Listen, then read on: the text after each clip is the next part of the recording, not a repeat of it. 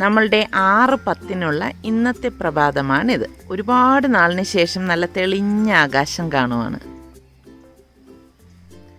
ഈ കറി ഉണ്ടാക്കാൻ വേണ്ടി ഞാനിവിടെ 1 കപ്പ് ചെറുപയർ എടുത്തിട്ടുണ്ട്. ഇത് നന്നായിട്ട് കഴുകി എടുത്തിട്ട് വരാം.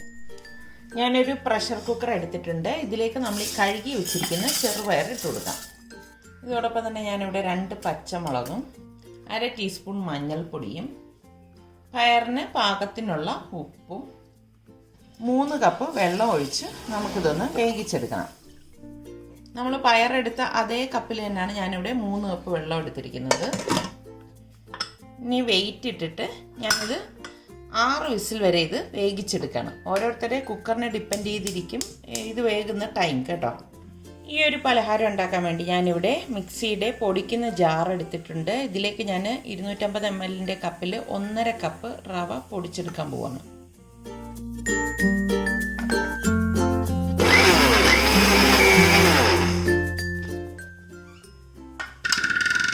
ഞാനിത് നന്നായിട്ട് പൊടിച്ചെടുത്തിട്ടുണ്ട്. കണ്ടോ, ഈ ഒരു പരുവത്തിൽ നമ്മളിത് പൊടിച്ചെടുക്കണം. ഇതുപോലെ പൊടിച്ചെടുത്ത ശേഷം ഞാനിതിലേക്ക് 1/4 കപ്പ് ഗോതമ്പ് മാവ് എടുത്തിട്ടുണ്ട്. നമ്മളെടുത്ത അതേ മെഷർമെൻറ്റ് കപ്പിൽ തന്നെയാണ് 1/4 കപ്പ് ഞാൻ എടുത്തിരിക്കുന്നത്. ഈ ഗോതമ്പ് മാവും ഇതിലേക്ക് ഇട്ടിട്ട് രണ്ടും കൂടിയിട്ട് ഒന്നുകൂടി നന്നായിട്ടൊന്ന് അടിച്ചെടുക്കാം, അതായത് പൊടിച്ചെടുക്കണം.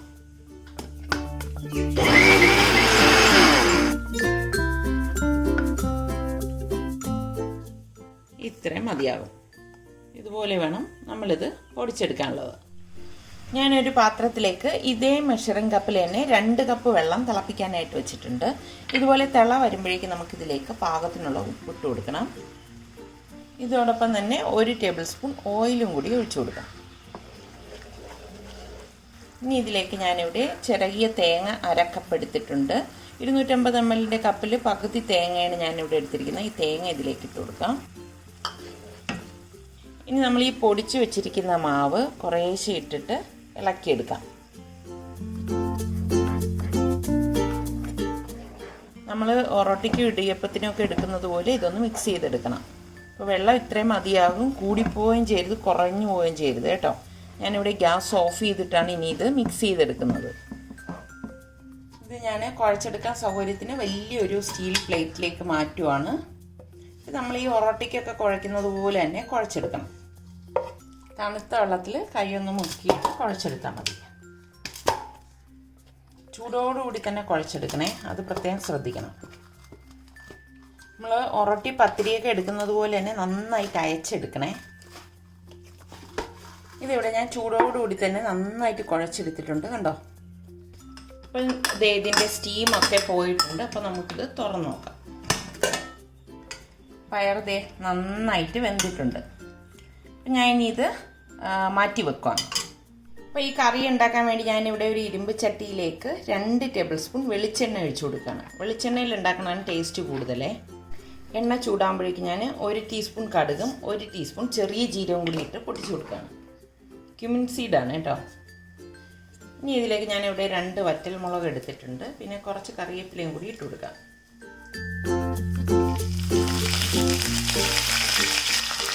ഇനി ഇതിലേക്ക് ഞാനിവിടെ ഒരു 5-6 വെളുത്തുള്ളി അല്ലി ഒന്ന് ചതച്ചെടുത്തിട്ടുണ്ട്.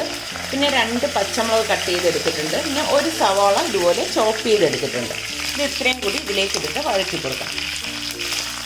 വെളുത്തുള്ളിയും പച്ചമുളകും ഇട്ട് ഒന്ന് ചൂടാക്കിയ ശേഷം നമുക്കിതിലേക്ക് സവാള ചേർത്ത് വഴറ്റിയെടുക്കാം.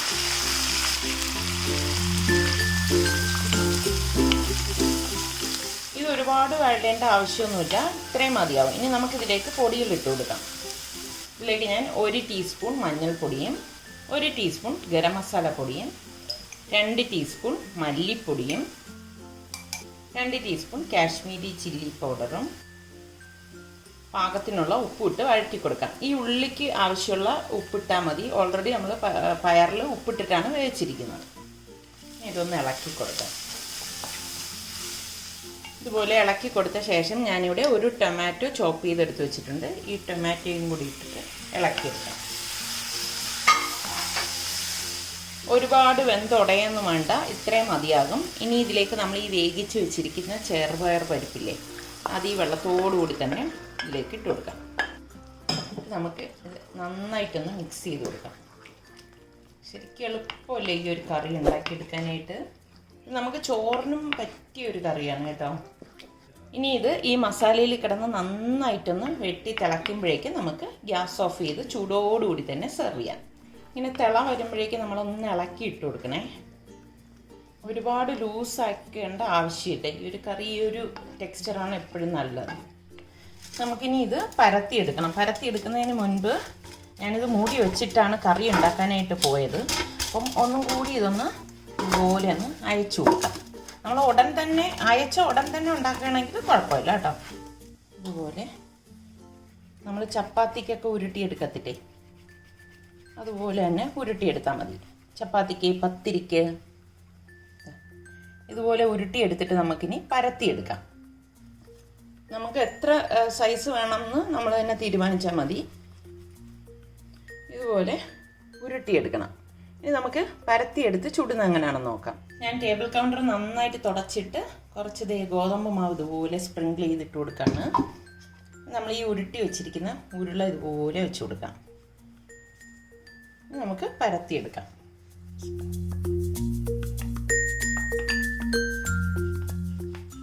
അപ്പം ഞാൻ ഇത് ചുടാനുള്ള പാൻ അടുപ്പത്തേക്ക് വെച്ചിട്ടുണ്ട്. അപ്പം നമ്മൾ ഇത് റവ ആയതുകൊണ്ടാണ് ഇങ്ങനെ ഈ സൈഡൊക്കെ ഇങ്ങനെ വെടിച്ചിരിക്കുന്നത്. അപ്പോൾ അത് വേണ്ടെങ്കിൽ നമുക്ക് ഒരു സ്റ്റീലിൻ്റെ അടപ്പ് കൊണ്ട് ഇത് കട്ട് ചെയ്ത് ഷേപ്പ് ചെയ്ത് എടുക്കാവുന്നതാണ്. ഞാനിതുപോലെ ഒരു കട്ടറാണ് എടുത്തിരിക്കുന്നത്. ഇതേ ഇങ്ങനെ വെച്ചെടുക്കാം. അപ്പോൾ കാണാനൊരു ഭംഗിയായിരിക്കും. കണ്ടോ, എളുപ്പമാണ് കേട്ടോ ഉണ്ടാക്കിയെടുക്കാൻ. ഒന്നും കൂടി കാണിച്ചു തരാം.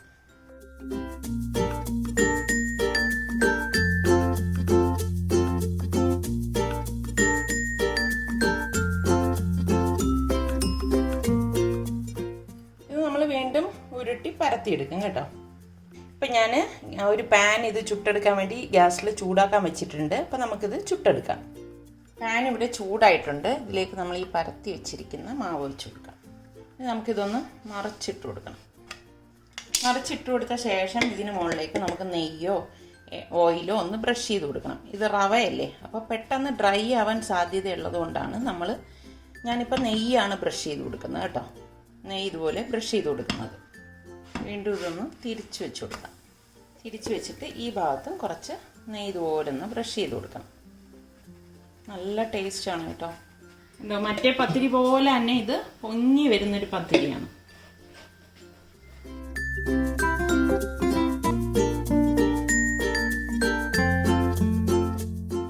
കുക്കിങ്ങിൽ എല്ലാവർക്കും ഇഷ്ടമുള്ളൊരു കാര്യമാണ് വെറൈറ്റി എന്ന് പറയുന്നത്. അപ്പം നമ്മളുടെ കയ്യിൽ അരിപ്പൊടി ഇല്ലെങ്കിലും നമുക്ക് പത്തിരി തയ്യാറാക്കിയെടുക്കാം. നിങ്ങളുടെ കയ്യിൽ റവയുള്ളെങ്കിൽ ഈ രീതിയിൽ നിങ്ങൾക്ക് പത്തിരി തയ്യാറാക്കിയെടുക്കാം.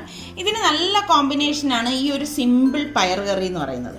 അപ്പോൾ ഇത് രണ്ടും നിങ്ങൾ ട്രൈ ചെയ്ത് നോക്കണം. പിന്നെ നമ്മളുടെ സലു കിച്ചൻ ഇനിയും സബ്സ്ക്രൈബ് ചെയ്യാത്തവരുണ്ടെങ്കിൽ ഈസി റെസിപ്പികൾക്കായി സലു കിച്ചൻ സബ്സ്ക്രൈബ് ചെയ്യാനും ആ ബെല്ലൈക്കൺ ഒന്ന് പ്രസ് ചെയ്യാനും മറന്നു വരുതേ. അപ്പം നമുക്കിനി അടുത്ത നല്ല റെസിപ്പിയുമായി വരുന്നത് വരെ എല്ലാവർക്കും ബൈ. എങ്ങനെയുണ്ട്? അടിപൊളി. റവ എന്ന് പറയില്ല.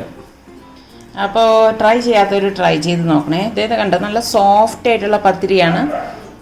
അതേ നിങ്ങൾക്ക് കാണുമ്പോൾ തന്നെ അറിയാം. കാണിച്ചു തരാം. കണ്ടോ, വളരെ സോഫ്റ്റാണിത്. നോക്കിക്കേ, കാണുമ്പോൾ തന്നെ നിങ്ങൾക്ക് മനസ്സിലായില്ലേ. പിന്നെ നിങ്ങളിത് ചുട്ടെടുക്കുമ്പം ഓവറാക്കി ചുട്ടെടുക്കരുത്. അങ്ങനെ വന്നു കഴിഞ്ഞാൽ ഹാർഡായി പോകും കേട്ടോ. അത് പ്രത്യേകം ശ്രദ്ധിച്ചേക്കണം. ഇന്ന് വീണ്ടും നമുക്കൊരു ഗിഫ്റ്റ് വന്നിരിക്കുകയാണ്. സുൽത്താൻ ഇതൊന്ന് പുറത്തേക്ക് എടുത്തേ. ഗീത ആലപ്പുഴ മുഹമ്മയിൽ നിന്നാണ് നമുക്കിത് കൊടുത്തു വിട്ടിരിക്കുന്നത്. എന്തായാലും വളരെ വളരെ വളരെ താങ്ക്സ് ഗീത.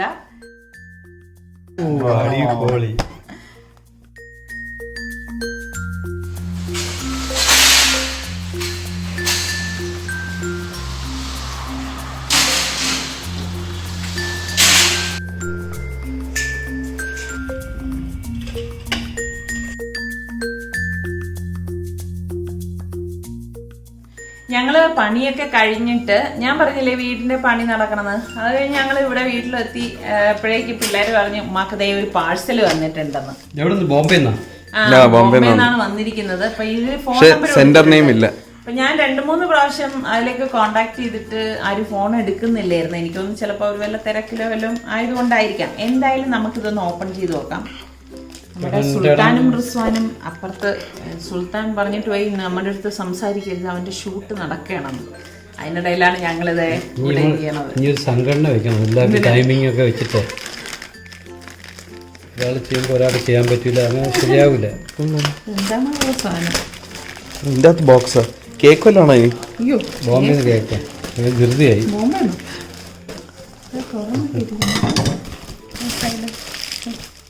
ഫുഡായിട്ട് തന്നെ ബാഗ്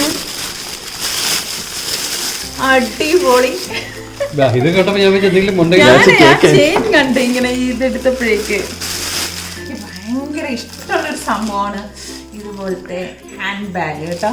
അടിപൊളി. ഇത് കൊടുത്തുവിട്ട ആളിന് ഒത്തിരി താങ്ക്സ് ഉണ്ട്. ഇല്ല, ഒന്നുമില്ല, കവറേ ഉള്ളൂ. ഇങ്ങനെയൊക്കെ എന്താ ചെയ്യുന്നത്? പേരും കൂടി നിങ്ങൾ പറഞ്ഞിരുന്നെങ്കിൽ ഞാൻ ഈ നമ്മളുടെ വീഡിയോസിലൂടെ ഇന്ന ആൾ എനിക്ക് തന്നു അയച്ചു തന്നു എന്ന് പറയുമ്പോ ഒരു സന്തോഷമാണ്. അത് കാണുന്നവർക്കും സന്തോഷം. ഞാൻ ഇല്ലേ? ഇല്ല. എന്തായാലും ഇത് കൊടുത്തുവിട്ട ആളിന് ഒത്തിരി ഒത്തിരി ഒത്തിരി താങ്ക്സ് കേട്ടോ. ഒന്നുകൂടെ ട്രൈ ചെയ്യാം അല്ലേ?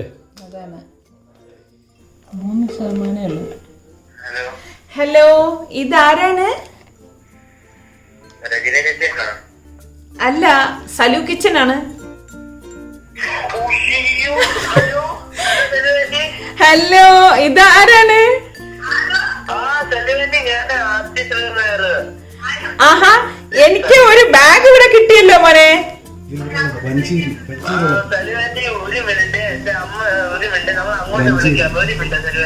ഓക്കെ ഓക്കെ ഓക്കെ മോനെ. ഹലോ ഹലോ ഓ, പറ മോനെ, എന്തുണ്ട്? മോന്റെ പേരെന്താണ്? ആദിത്യ. ആദിത്യ എന്ത് ചെയ്യുന്നു?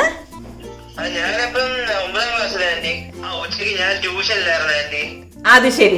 ഞങ്ങളിവിടെ ഇല്ലായിരുന്നു. സൽമ ഫോൺ ചെയ്ത് പറഞ്ഞ് ഇങ്ങനെ ഒരു പാഴ്സൽ ഉമ്മാക്ക് വന്നിട്ടുണ്ട് ബോംബെ നിന്നാണെന്ന് പറഞ്ഞ്. അത് കഴിഞ്ഞ് ഞങ്ങളിത് ഇപ്പൊ കുറച്ച് മുമ്പ് വന്നപ്പോഴാണ് ഞാൻ ഇതൊക്കെ നോക്കുമ്പോ ഇല്ല. അത് കഴിഞ്ഞ് ഇപ്പൊ പൊട്ടിച്ചു നോക്കിയപ്പോഴേക്കും അകത്തൊന്നും ലെറ്ററോ കാര്യങ്ങളോ ഒന്നുമില്ല.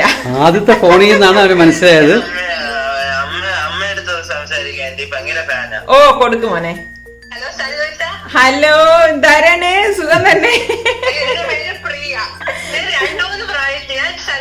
കാണാൻ തുടങ്ങിയത് ആദ്യമായിട്ട് ലോക്ക്ഡൌണിന്റെ 2 മാസം കഴിഞ്ഞ് ഭയങ്കര ചുമ്മാ എന്തെങ്കിലും ചെയ്യണല്ലോ എന്ന് പറഞ്ഞ് ചുമ്മാ യൂട്യൂബ് ചാനലിൽ നോക്കിയപ്പോഴാണ് ജീവിതത്തിൽ ആദ്യമായിട്ട് സല്യൂത്തെ കാണുന്നത്. അത് ശരി. അന്ന് തൊട്ട് എന്നും രാവിലെ ഞാൻ എഴുതി സല്യൂത്തിന്റെ ഒരു വീഡിയോ കണ്ടിട്ട് ഞാൻ അടുക്കളയിൽ കിടത്തും. ഭയങ്കര പോസിറ്റിവിറ്റി ഉള്ള ഒരാളാണ്. Thank you. ജീവിതത്തിൽ എല്ലാ ദുഃഖങ്ങളും എല്ലാം മറക്കും. ഇത്രയും എനിക്ക് ഏറ്റവും ഇഷ്ടം ഭയങ്കര എളുപ്പമാണ്, ഭയങ്കര മണമാണ് വരുന്നത്. അത് കണ്ടെത്തിട്ട് എനിക്ക് കിച്ചണിൽ പോയി വല്ലതും ചെയ്യാൻ തോന്നും. എനിക്ക് ഇതൊക്കെ കേൾക്കുമ്പോഴാണ് ഇന്ന് ഞാൻ എന്റെ വീഡിയോസിൽ പറഞ്ഞ കാര്യം അതാണ്. നിങ്ങളൊക്കെ ഇങ്ങനെ പറയുമ്പോഴാണ് എനിക്ക് ഈ പറഞ്ഞ മാതിരി 1 മില്യൺ കിട്ടുന്നതിനെക്കാളൊക്കെ എനിക്ക് ഒരു അവാർഡാണ് നിങ്ങളുടെ എന്നൊക്കെ ഇങ്ങനെ ഒരു ഫീഡ്ബാക്ക് കിട്ടുന്നത്.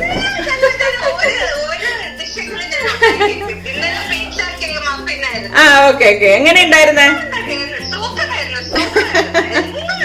അടിപൊളി ബാഗ് കേട്ടോ, സൂപ്പർ ബാഗാണ്. എന്തായാലും പ്രിയ എനിക്ക് കൊടുത്തു വിട്ടത്. അപ്പൊ ഇനി എന്റെ വീഡിയോസിലൊക്കെ പ്രിയ എനിക്ക് കൊടുത്തുവിട്ട ബാഗ് എവിടെങ്കിലും ഒക്കെ കാണാൻ പറ്റും കേട്ടോ.